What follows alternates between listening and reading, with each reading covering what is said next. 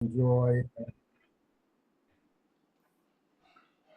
Sorry. So hello. I hope the things and the rooms and the spaces that I'm going to share with you tonight are that you find them pleasurable and fun. But I think also some of them are going to come as a surprise to you. So I'll tell you just from from personal experience. I was visiting friends on the Upper East Side, and I had never been to their building, and their building. They live in a building complex, and the complex consists of two apartment towers that were built in the 1980s. And there in the lobbies were these extraordinary murals that I did not know existed. So I thought I would call Nuha and I would ask her how she felt about kind of throwing together a look at really an underappreciated and overlooked interior spaces of the Upper East Side. And so that is what I'm going to do. Now, just to make clear about these spaces, these are not private spaces. So these are not spaces that are in people's homes. I'm not showing you people's, anything that is completely off limits, but they're not entirely public spaces. And you'll see, I mean, some are obviously in museums and in religious buildings, but in other situations, sometimes they are in spaces that the public is allowed into, but only on special occasions. So here we go. So I think most of you would be familiar with the Andrew Carnegie Mansion, which is in the Carnegie Hill neighborhood just off Fifth Avenue. It was built in 1899 to 1902. The Andrew Carnegie residence was designed in a kind of a Beaux-Art or almost Edwardian Baroque style. I think if you walk by the building, if you see the photograph on the right, you see that it's a monumental freestanding brick residence. The kinds of decoration that you see on the facade tends to be rather grand and oversized, robust. If you go into the lobby, which is well preserved, the woodwork is pretty much in the same character. But if you go upstairs, there is a special room, and this is known as the teak room. And the teak room is a room that is full of woodwork that was designed by Lockwood DeForest, a New York interior designer. It was most probably or almost entirely carved in India and then transported to New York. And it is a room that is used for public exhibitions. You know, if you were there recently, the exhibitions, it is used as a gallery space. And sometimes it's completely overlooked. But the room is more or less intact to the time that the building was completed. And you can see the photograph on the left that shows some of this extraordinary carving. And you can also see on the right the way that the room was used by the Carnegie family. Sorry, Matt, could I interrupt just for a second? Could you speak up a bit? Because I think some people are having trouble hearing you. I don't know. Can I raise the volume? Let me see if I can do it. I think just closer to the mic. I can't sit that much closer, but okay, I'm sorry. That's fine. Okay, so Lockwood DeForest was he was an associate of Louis Comfort Tiffany. He was a member of the Associated Artists. They're the same artists who collaborated on two of the interiors at the 7th Regiment Armory. He was much in demand at the start of the 20th century. And you can see here, you see Lockwood all dressed up in I guess what is Turkish clothing, and you can see on the left one of the interiors that he designed for the Vanderbilt family, for Cornelius Vanderbilt II at Fifth Avenue and 58th Street. I mean, he was an interior designer who created interiors that transported people to places that relatively few of them ever had the chance to visit. And this is the room as it was restored today. This is actually a photograph of the gallery as it looked when the museum devoted an exhibition to his work. And you can see that not only did he design like the fireplace and the wood mantle, he designed all of the moldings around the windows. He was also responsible for designing the ceiling. And then here are some details that really highlight this beautiful woodwork. Woodwork that he never carved himself. He basically, commissioned, carpenters in India to produce this, and he basically measured the spaces. He decided what the spaces needed, and then it was shipped to New York from India. These are beautiful details, and when you're at the museum, you might also go into one of the bedrooms, which is located in the northwest corner of the building, overlooking Central Park, and you'll see some of this wood detailing also exists. Now, probably one of the more obvious examples of an artful interior on the Upper East Side is the William and Helen Payne Whitney Mansion on Fifth Avenue between 78th and 79th Street. Today and for many, many years, it has been the cultural service of the French embassy. This is a McKinley and white design that was completed in 1909. And this has an extraordinary collection of interiors. And these interiors are mostly accessible to the public. So, for example, if you enter the building, there is a rotunda. And it is in this rotunda that there is a saucer dome, a flattened dome with murals by James Wall Fenn. And James Wall Fenn is a figure who is ever present in New York City. He was a decorative painter.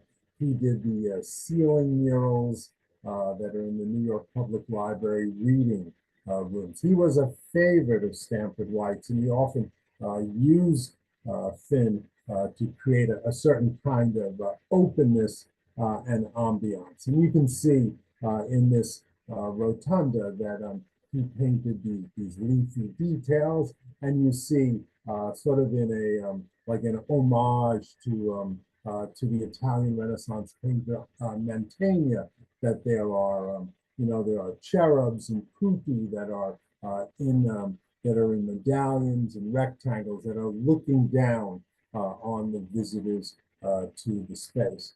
But for the most part, when people visit the French cultural services, they ignore the ceiling because they are usually taken by the celebrity of the artist who carved the Cupid or young archer, which they see right at eye level. This is actually a replica. The original has been donated to the Metropolitan Museum of Art. But the famous story about this is that a professor at the Institute of Fine Arts, who had taught there for decades and had walked by this building for decades, kept looking at it, kept spotting it, perhaps on visits to the space or perhaps through an open doorway and it was her. She attributed it to Michelangelo, and many people agree, although uh, not 100%, but many people agree. And this is I'm not quite sure if this photograph I'm using is of the original or of the replica, which they use digital modeling to recreate it. It's a very, it's almost impossible to tell the difference between one and the other.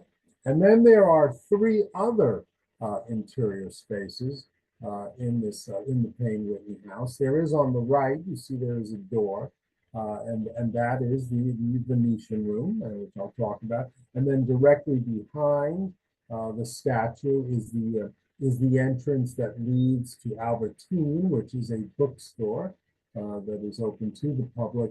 And then if you climb those stairs, well, I'll show you all three.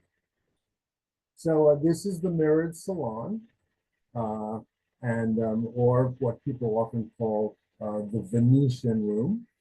You can think about it, New Yorkers, people traveling to France at the start of the 20th century would have been, thrilled to see, for example, the Hall of Mirrors at Versailles.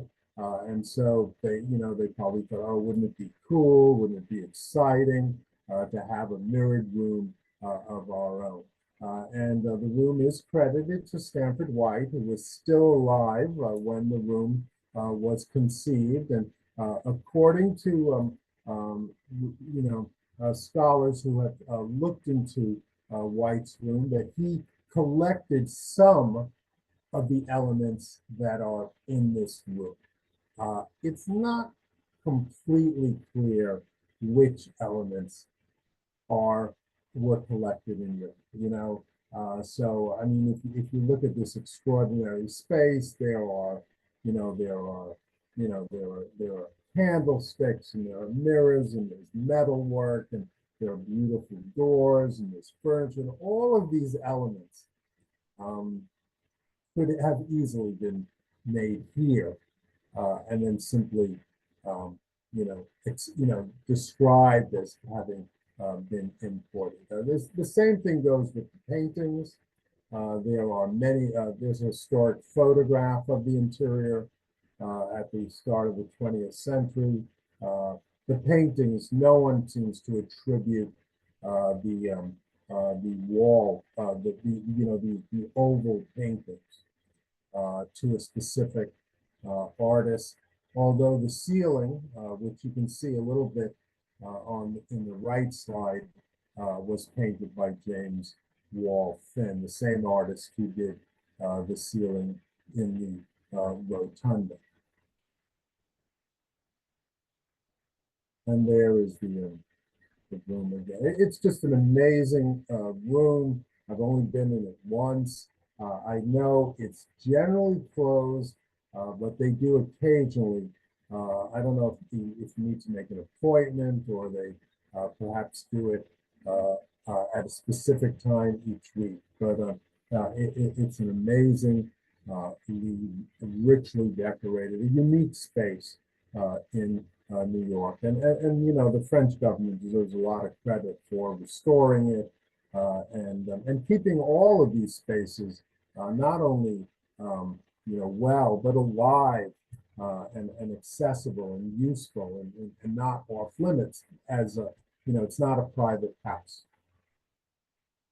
And then up the stairs of the building is a little known stained glass window by the great artist John LaFarge. John LaFarge worked frequently with McKinley and White, especially with Stanford White, like for example on the church on Washington Square, as well as the church on Fifth Avenue and 9th Street. It'll come to me at a later time. But nevertheless, this window, as well as a another window, which is for spring, which is in the which is in the Philadelphia Museum of Art, were commissioned by William Collins Whitney. He was the father of the Whitney who built this house, and William Collins Whitney lived a couple of blocks south, and McKinley and White renovated his home in the 1890s. But he passed away before the renovation was finished, and the windows were never installed. So I'm not quite sure how the other window got to Philadelphia, but this window was transferred to his son, and it is uh, quite spectacular and quite large. And My guess is that they would let you take a peek if you ask nicely. And then finally, there's Albertine Books. Albertine Books is a duplex bookstore devoted to French authors and French literature. It's the best place in New York if you read French, although they do sell books in English as well. It is two rear rooms that are connected by a staircase. That were designed by the French interior designer Jacques Garcia in 2014. It's a good place to read. There's comfortable chairs. There is a magnificent uh, uh, uh, constellations ceiling. It's one of the loveliest bookstores in all of New York City.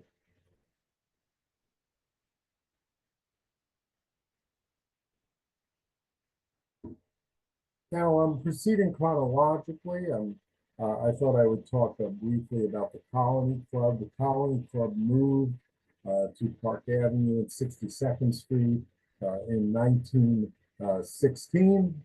The building is designed by Delano and Aldrich, and it's a neo, colonial revival style clubhouse for the first club uh, that was for women in New York. Well, the first women's club to build a clubhouse, although this was their second location.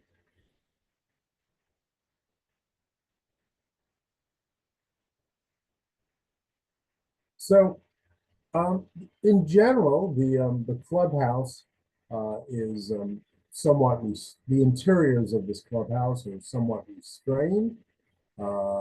Sort of delicate neoclassical interiors, marble and plaster. But on what I guess is the third floor is the bird loggia. And the Bird Loggia is by one of the most intriguing artists to ever work in New York. The Bird Loggia was painted by the Grand Bohemian, as he was called in this magazine article, uh, Bob or Robert Chandler. And Robert Chandler lived near Gramercy Park. He was an artist he did not only decorative murals for many wealthy clients in the New York area, but he did incredibly whimsical and fun murals. You can see a picture of his home in Gramercy Park on the right, and you can see that when this interior was painted, that it received a lot of media attention I guess 1916 or somewhere around that time. Here it is. This is the Bird Loggia as it is today, being used what I guess is for some kind of wedding reception. And you can see that it is a groin vaulted space that overlooks Park Avenue. There are hanging lighting fixtures. The bricks are gray or painted gray. And then Chandler has painted the arched wall panels as well as the groin bolts. And the club has restored it, and it looks fantastic. Here are some details of it.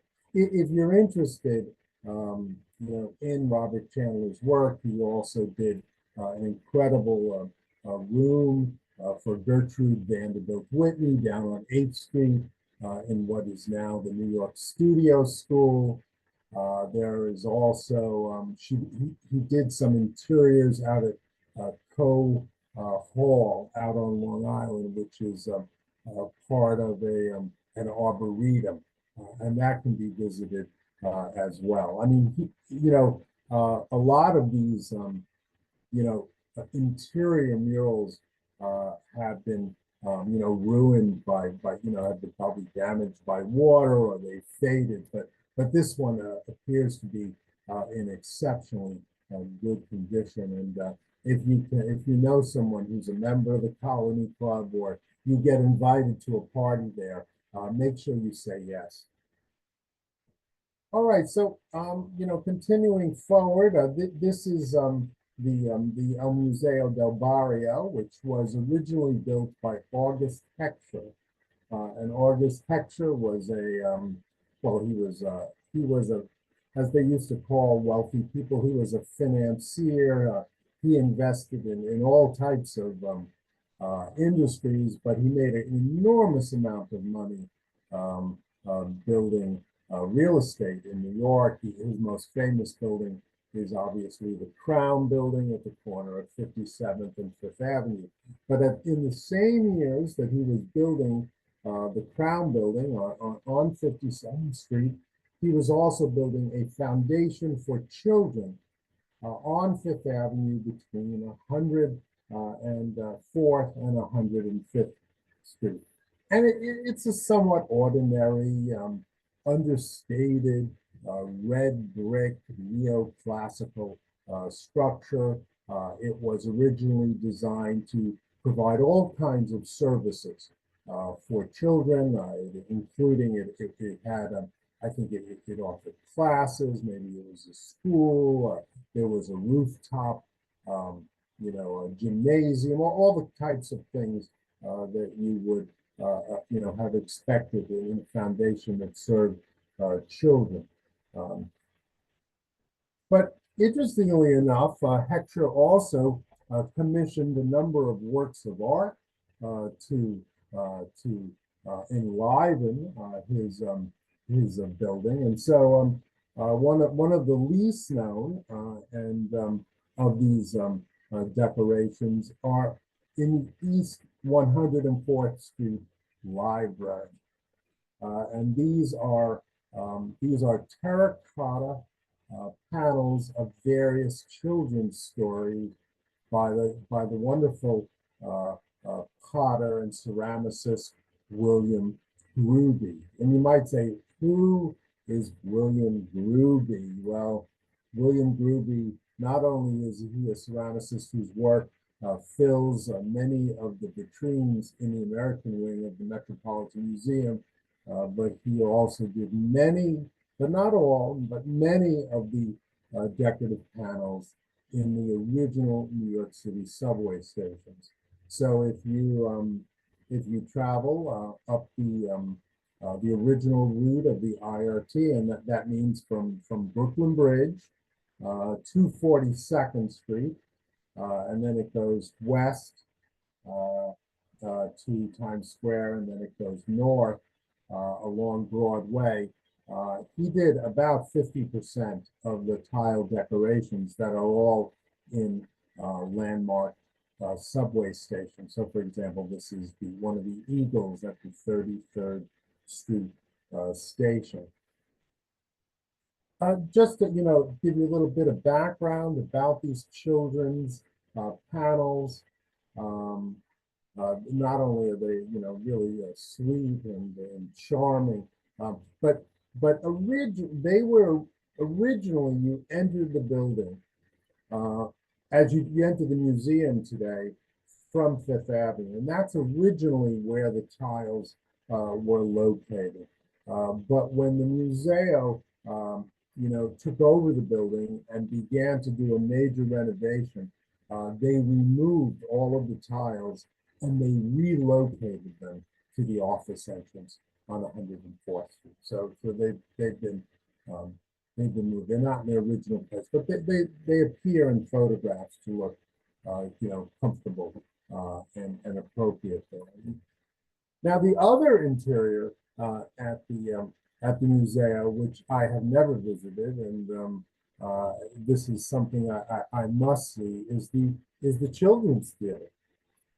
And the children's theater, I guess, is in the heart or the core of the building. And the children's theater um, has a grand collection of murals by Willie Pogani. Willie Pogani was an Eastern European immigrant who did illustrations for children's magazines, for Broadway shows, for women's for the latest women's fashions, and he did all of the murals in the children's theater.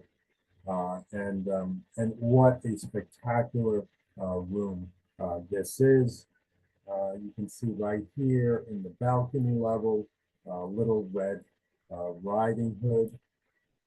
And here you can see the wonderful, there are four of these wonderful skylights. And I won't try to identify who these figures are, but I'm sure each and every one of them can be identified. And then on the left, I read that these wonderful and whimsical lighting fixtures on the left had actually been taken down at some point and were kept in storage. And those have also been returned to their original location. I mean, who knew? I need to find a way. I need to find an event so I can experience these beautiful spaces firsthand.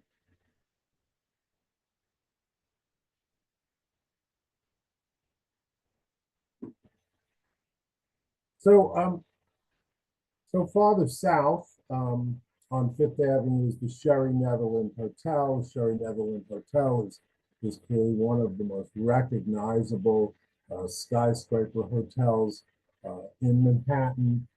It's designed by Schultz and Weaver in collaboration with Bookman and Kahn. Bookman and Kahn, that is the Bookman and Kahn of Eli Jacques Kahn, who did many of the most memorable Art Deco skyscrapers, say in the Garment District.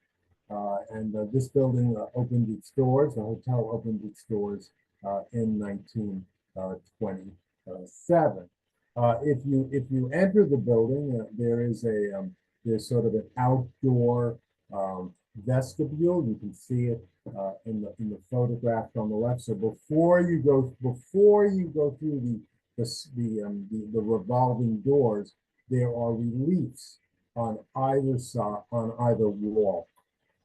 And these reliefs were salvaged from the Cornelius Vanderbilt second residence, which stood directly across the street.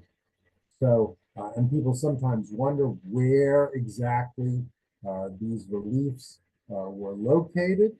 And they were located, I hope you can see my pointer, they were located here.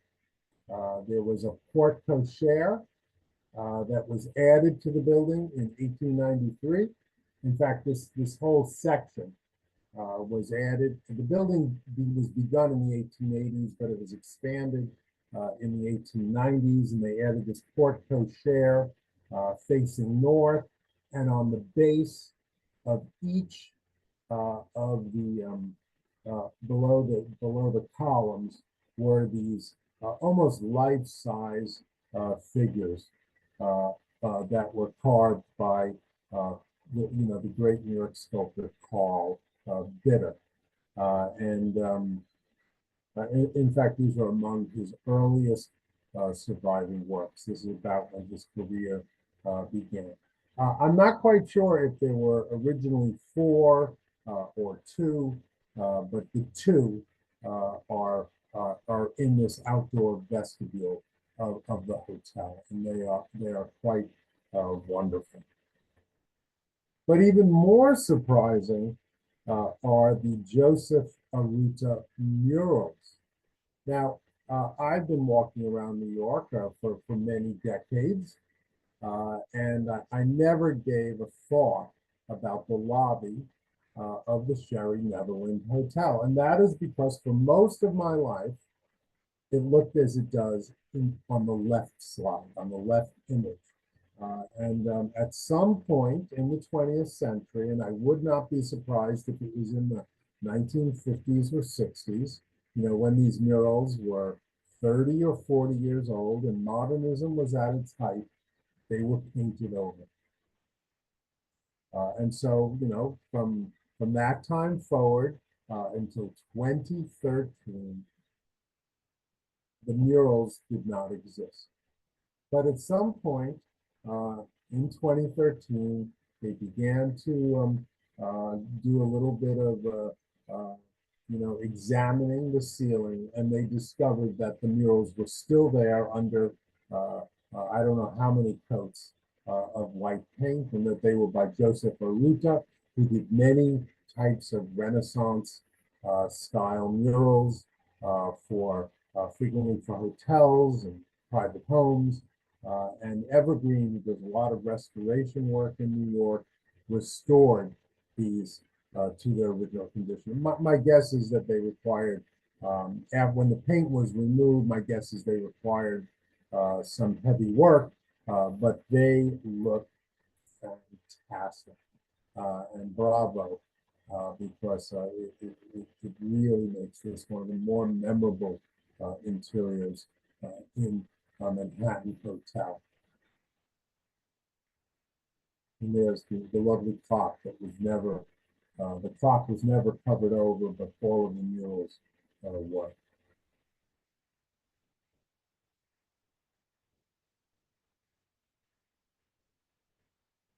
So if you move,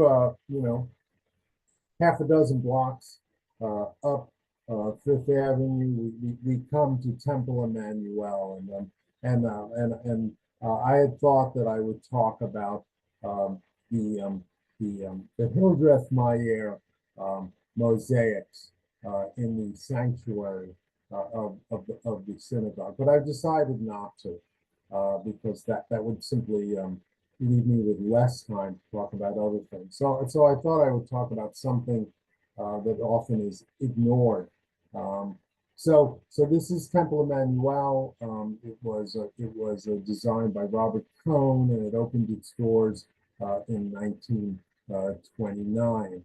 And it is one of the largest synagogues in the world. The sanctuary is an extraordinary space with all kinds of beautiful decoration. But if you enter the synagogue from Fifth Avenue, and this is the view towards the sanctuary, on the left, it's a long hallway, and on the left, at the north end of this this grand hall, is the Bethel Chapel. And again, here is this is where the Bethel Chapel is located.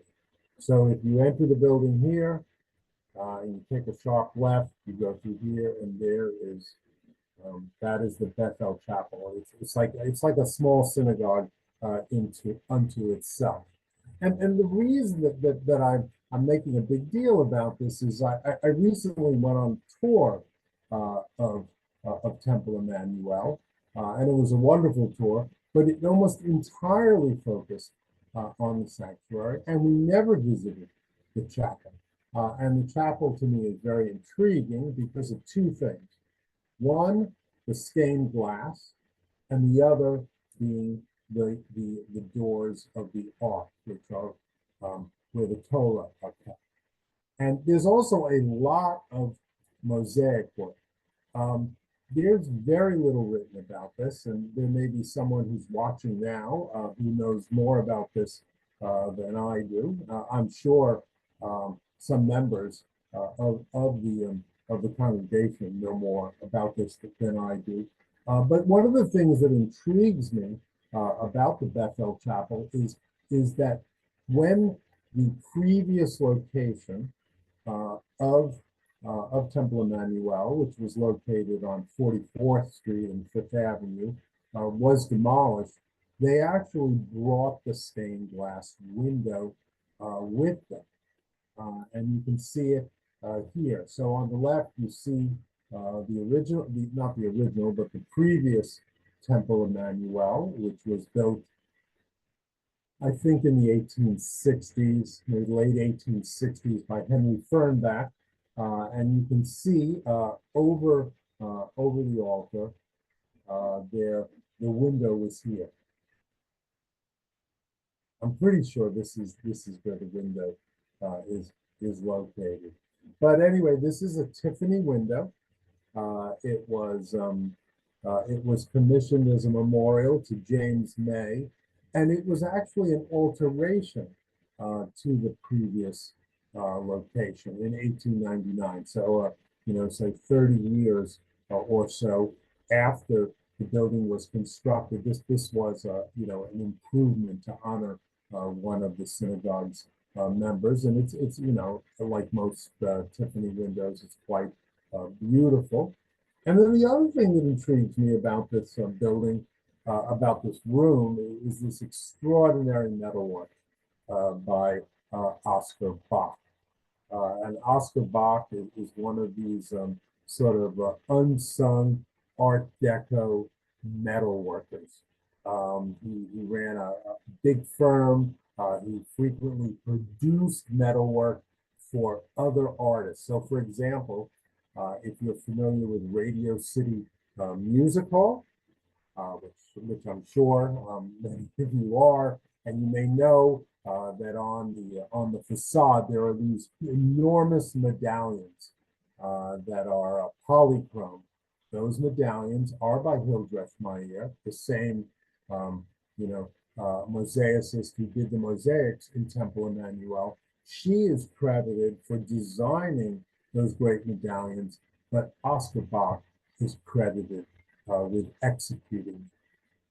But he is credited with executing the doors of both of these religious spaces, and they really are wonderful and colorful and very hard to kind of pin down stylistically. They feel a little ancient, they feel a little modern Art Deco, and that's what makes Temple Emmanuel such a fascinating um, you know project, because it's sort of it feels modern in a 19 Art Deco kind of modern way, but it also feels ancient in a kind of before the time of Christ kind of way. So if you're at Temple Emmanuel and you just ask to see the Bethel Chapel. Now, not far from the Bethel Chapel is the Arsenal, which is part of Central Park, but I'll consider it part of the Upper East Side. And this is a building that was built to be basically an armory for New York State and completed in 1851. But inside, and again, I have to ask you, think you don't have to answer, but think about it. Have you ever walked up those steps when the doors are open and gone into that stair hall? It will surprise you enormously. And this multi-level space was painted and is filled with murals by Alan Sahlberg, who headed the WPA's mural division in New York City during the late 1930s. And he filled the walls of this space, all four sides of this interior, with murals about the history of Central Park. And there are images of people riding in carriages. There are images of people enjoying their leisure on benches. There are beautiful scenes of the park, and you can climb these stairs, you know, during business hours, 5 days a week. And when you get to the top level, the Parks Department has a public gallery that often holds intriguing exhibitions. They're wonderful. I'm not quite sure. I thought they were restored recently. These may be these photographs may be from an earlier period. But you can see, there's the Bethesda terrace. These are, I guess, men marching during the Civil War. I'm not quite sure if what all the events are, but it's definitely worth a look.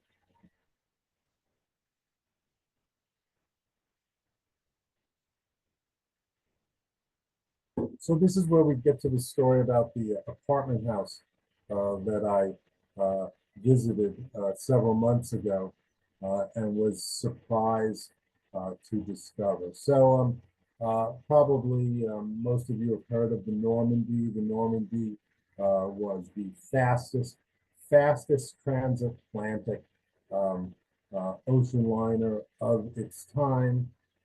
It was launched in 1935, and it was it was used until the start of the Second World War in 1939, 1940.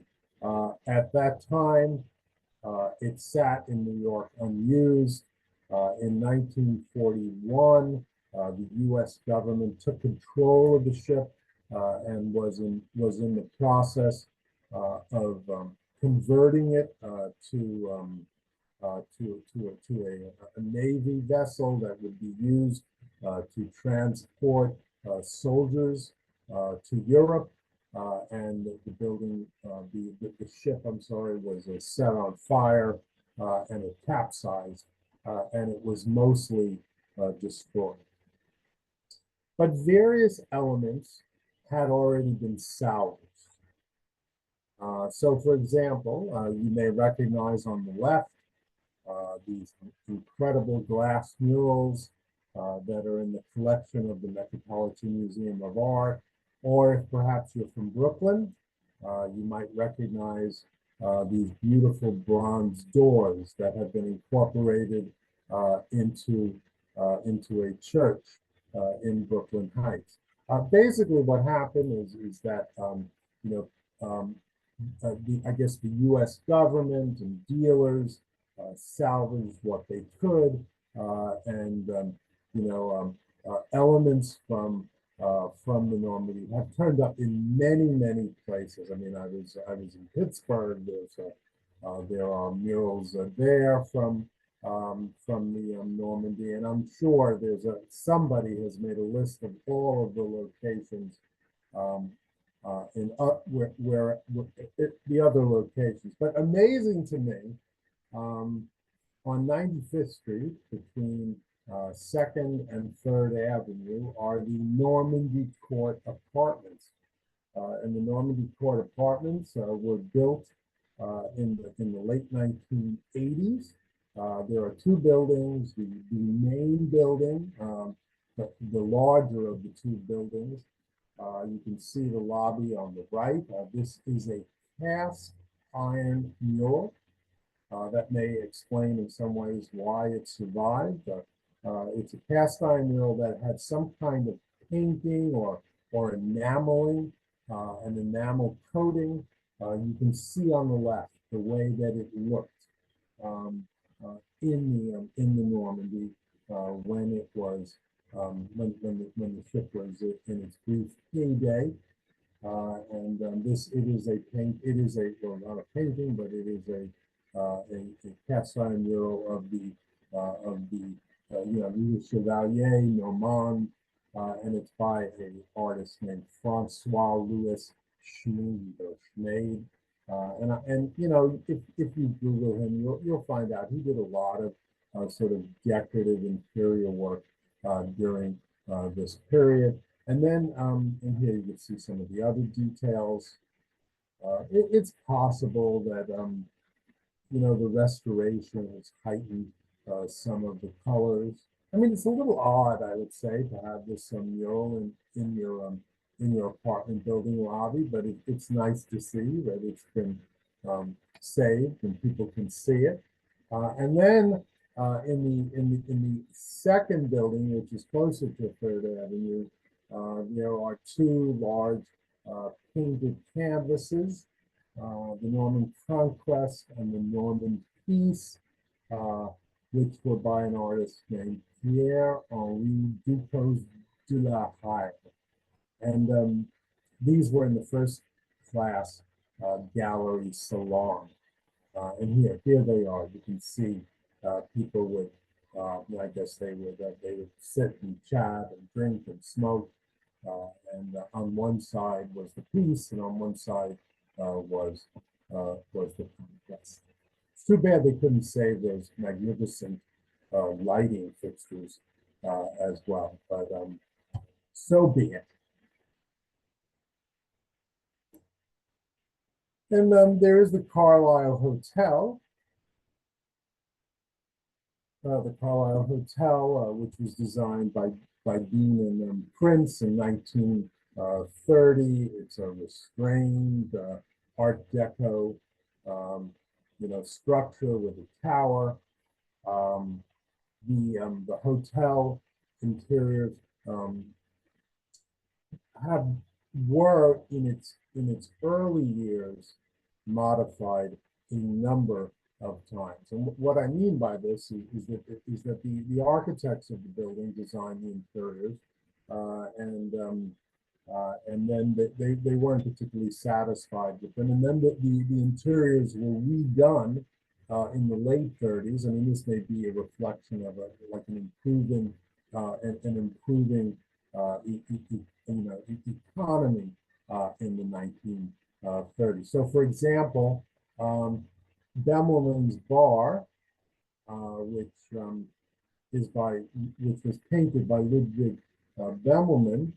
You can see on the left that this is probably what the bar looked like originally. I'm not 100% sure this is the same room, but in the 1930s, sometime in the late 1930s, the rooms were given a kind of elegant, streamlined, modern character, which is how some of the hotel lobby spaces still look today.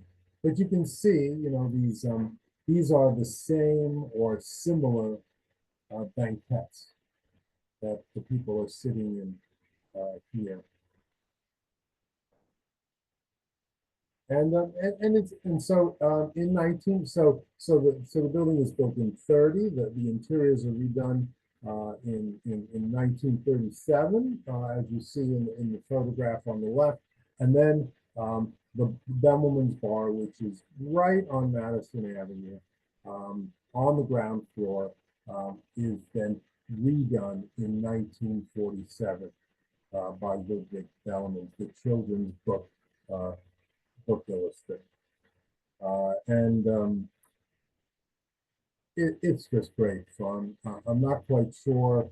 I mean, this is less than 10 years after Bemelman, made a splash with Madeline. And you can see he incorporated the groups of young girls into his mural. I'm not quite sure who he was who he was targeting. Maybe I don't know, parents. I mean, obviously it's a bar. They weren't trying to attract children to the space, unless it's something that I don't know about the history. But these are just beautiful and fun interiors. And not only are there murals, there are lampshades, which carry on the same kind of decoration. And then I guess that was such a success, it was such a success that the Cafe Carlisle was created in the basement of the hotel. The Cafe Carlisle is a much less finished space. You can see that the ceiling is unfinished, but the murals once again are quite wonderful, and they are by Marcel Borté, who did costumes and scenic design for a number of Hollywood films, including Moulin Rouge, which I think was directed by Jean Renoir. And there it is. It's beautifully lit, well maintained, and a little bit naughty, I guess, compared to Templeman's Bar. One thing that's interesting is that this tends to be a space where music is performed, and the famous Bobby Short played at the Cafe Carlisle literally for decades. And when the Cafe Carlisle was renovated, sometime recently, maybe in the last decade or so, they incorporated images of Bobby Short into the walls decoration. So I'm not quite sure if they replaced anyone or just inserted him in individually.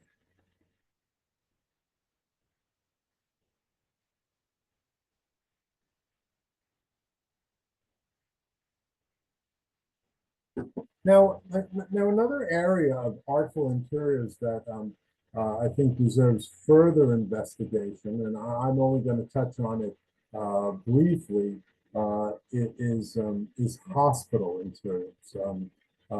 We're living in an era these days in which hospitals have been investing a lot of effort in decorating the interiors of the rooms, of the waiting spaces, even the the some of the recuperation areas. So this is Mount Sinai on Fifth Avenue, and this is I don't know. This is the Klingenstein Pavilion. I forget what the cross street is, maybe about 103rd, 102nd. You can see that in the 1950s, they greatly expanded the hospital, adding multiple buildings. And these buildings are not particularly interesting architecturally, but the Klingenstein Pavilion, which was also the maternity pavilion, has this wonderful ceramic mural by Henry Varnum Poor. And this is something that faces right on to Fifth Avenue. Henry Varnum Poor had a long career. He lived in New City, in I guess Putnam County, and he was an artist who did murals, he did ceramics, a lot of his work in Manhattan has been lost, but this 18-foot long mural is still with us, and it incorporates images of people in Central Park, images of the zoo, and you can see this really almost anytime. You just go right up to the Fifth Avenue entrance there. You can probably see it through the glass. That's how I remember it, but you can probably go in as well. And here are some details of the murals. There you see the boathouse uh, and children playing and flowers, etc. Now, another intriguing artful interior are the Gottlieb windows at the Park Avenue Synagogue. Now, in 1954, um, Gottlieb, who was one of the best known abstract expressionists of his time, was commissioned to do a wall of stained glass for the Milton Steinberg House, which adjoins the synagogue on 87th Street, and you can see Gottlieb here with some of the windows or some of his plans for the windows. These may be studies for the window. You can see some of his drawings of what the building would look like. And basically what he did is they built a 5-story building, and it has 91 windows uh, with stained glass panels that were painted by Gottlieb or his assistants. They're not all unique. Some of them repeated on different levels, but it opened in 1954, and it was the most ambitious. Um, it was the most ambitious architectural work of his career, his most ambitious religious work, and perhaps his largest work in his career in terms of square footage. And you know, 35 yeah 35 years later, the Park Avenue Synagogue demolished the building and built in the 1980s this community house. So, I was always very disappointed in this story, a well-known, mid-century modern abstract painter, his work destroyed. But what I learned recently was that it's not destroyed, but that the synagogue and the congregation had actually taken the windows down, had put them in storage, and have had them restored.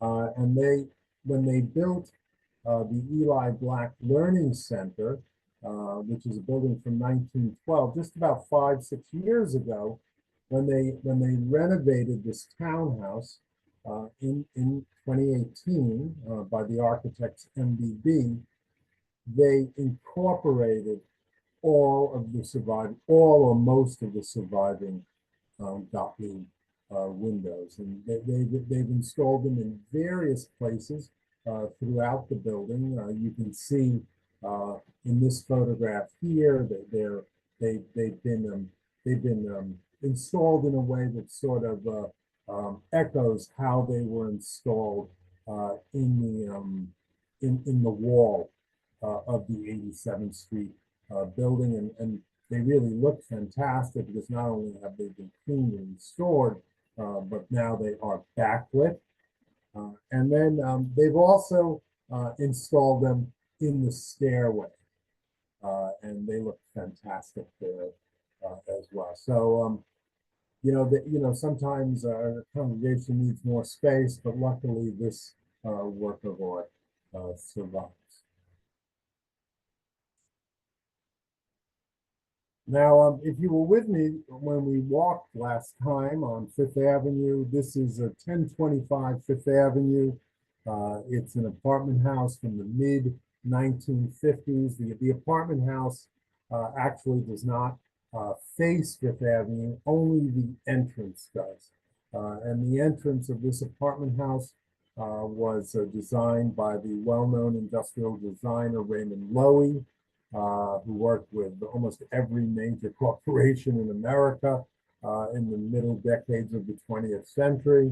But what's intriguing about this, and this may be a little difficult to visit unless you know someone, or maybe you meet a particularly friendly door person, but the lobby of this building incorporates reliefs by Constantino Nivola, and these reliefs are basically when you enter this building, you walk through an enclosed glass corridor to the elevators that serve the buildings that are on the streets.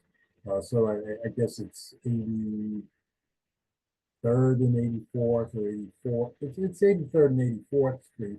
Uh, and so the apartment houses are on the side streets, but you have this long glass corridor.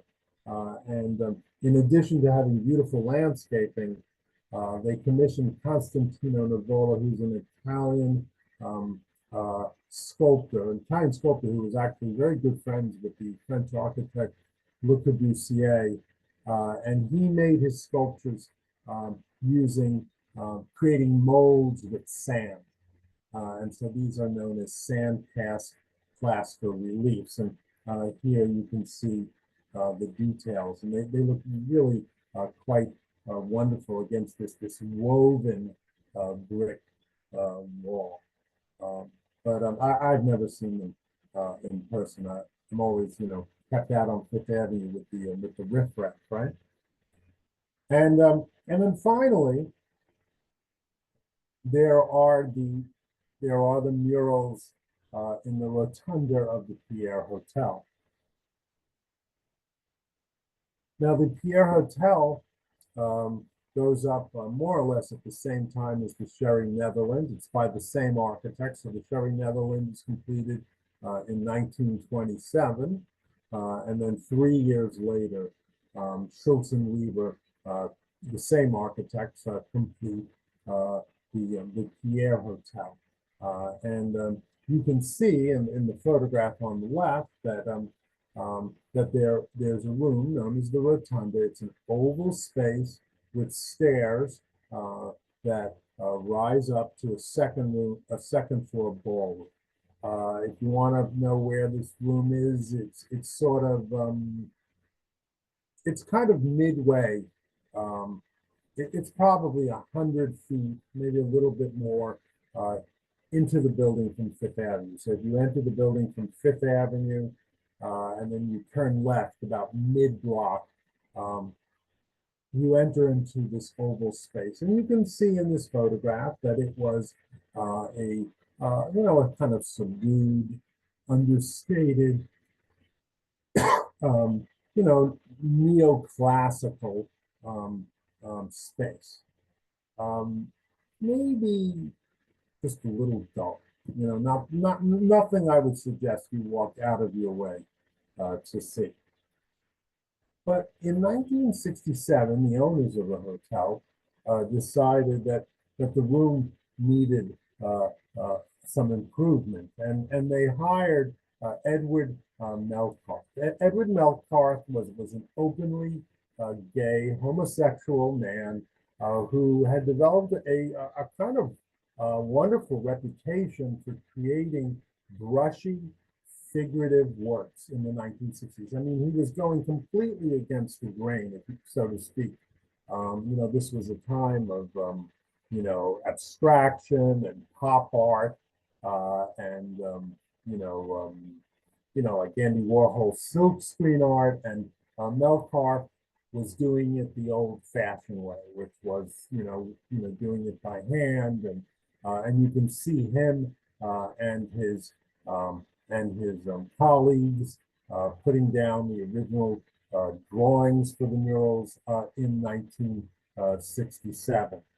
And they are quite striking, extremely colorful, and a great deal of fun. And I don't think many people know that they are still there. In fact, I think recently, I don't think recently, I know that recently they were restored, and not only do they look great, um, but they have been beautifully lit, so that you can fully appreciate them.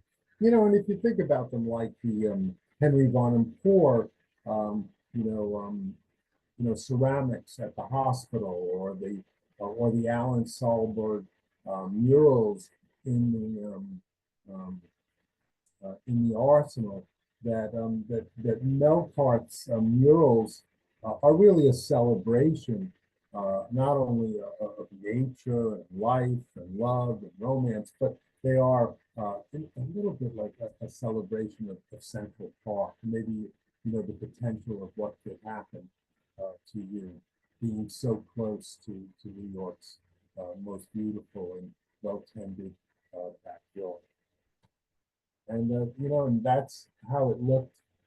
That's not how it looks today, actually. That's how it looked a little bit earlier. But you can see some of the details a little bit better. It's this wonderful sort of weird mixture of things that seem familiar, but also seem like maybe we're in Rome or in Italy, or it's this sort of fantastic dream that we can all share in together. Thank you. Thank you, Matt. That was wonderful. I love that you ended with the Pierre Hotel, because the ballroom is, as you showed it before the murals, it's also very restrained and neoclassical, and it's just been wonderfully restored. And so the juxtaposition between the very restrained ballroom and then this rotunda must be absolutely extraordinary. I look forward to seeing it.